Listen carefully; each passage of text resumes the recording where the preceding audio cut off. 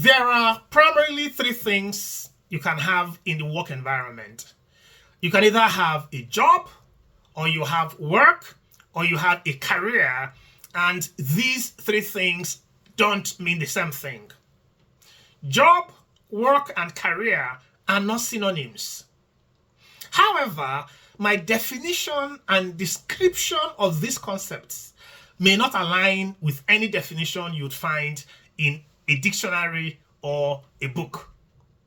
They are simply my descriptions to help you assess your psychological state while at your place of work, and to help you gauge what motivates you as you go to work. Job is the use of your physical strength for an agreed remuneration. So job is the use of your energy for an agreed pay.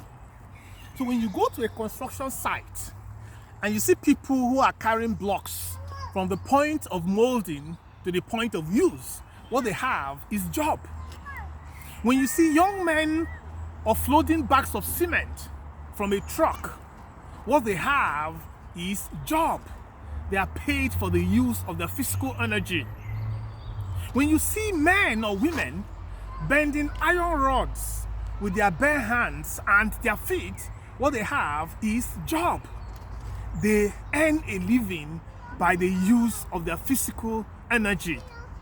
Any day their strength fails them, there will be no income. Any day they are ill, there will be no income. When they are being tested to be offered that job, all that is tested is their strength, their physicality, their physical well-being. Work is the use of your physical and mental energy for an agreed remuneration. Work is the use of your physical strength and your mental energy to earn a living.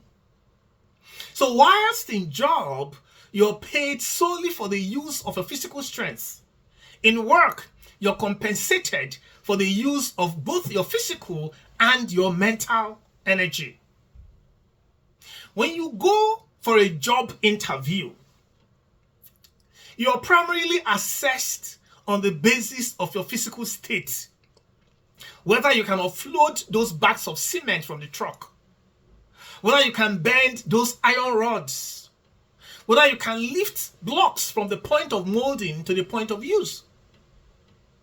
But when you want to get work, you'll be asked to write an application letter, submit your CV, on the basis of which you may be considered for an interview, sometimes for an aptitude test. Aptitude test and interview are simply used to check your aptitude and your attitude relative to the role that you're applying for. So in the work environment, therefore, you are expected to exercise your physical energy. And that's why sometimes you're asked in some organizations to go for a medical test to check your physical fitness.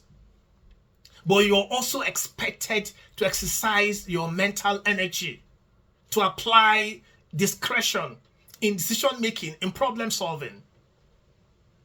So that's why you're paid. But let me say something to you. If the only reason why you wake up early from bed and face all the inconveniences of driving or commuting to your place of work, and you get to the office and you have to work with these colleagues of yours that you find obnoxious, and you're supervised by this manager of yours that you think is a demon, and you go out there to interface with customers, with prospects, with external vendors who you find as devilish, insulting, abusive. But you have to endure all of those inconveniences simply because of the payday.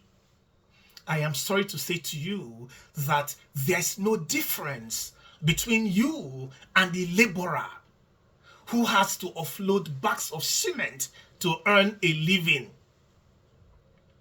You are just a laborer wearing expensive ties and suits and jackets.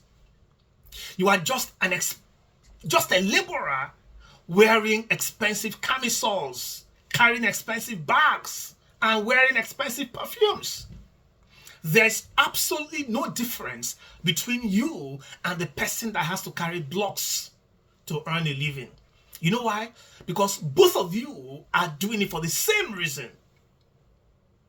How much are they paying me here? And that's why when you go to some work environments, the level of frustration, the level of complaint and disappointment that you find in those corporate environments are not different from the frustration and complaints that you'd find when you go to a construction site and see people complaining as they're carrying those heavy loads. But the only motivation for either the jobber or you, the worker, the same thing. How much would I earn at the end of the day or week or month? And that's why I always say that frustration in the work environment has little or nothing to do with the stress you face going to work, the frustration you face at work, or the inconveniences you face at work, the insults and abuses you encounter or you face when you deal with external forces, customers, vendors. No. To a large extent, frustration in the work environment is simply the lack of connection between what you're doing now and where you're going to. And that takes us to the next thing you can have in the work environment, and it's called a career. A career, on the other hand, is the use of your physical and mental energy for the achievement of a predefined objective, goal, or vision situated within a clearly defined timeline. So whilst job is the use of your physical energy for an agreed remuneration, and work is the use of your physical and mental energy also for an agreed remuneration. A career, on the other hand, is the use of your physical and mental energy for the achievement of a predefined vision, goal, or objective situated within a clearly defined timeline. So, whilst the jobber and the worker do all that they do to earn a living, for the pay, for the salary, for the bonus, for the commission, the person that has a career has a desired future state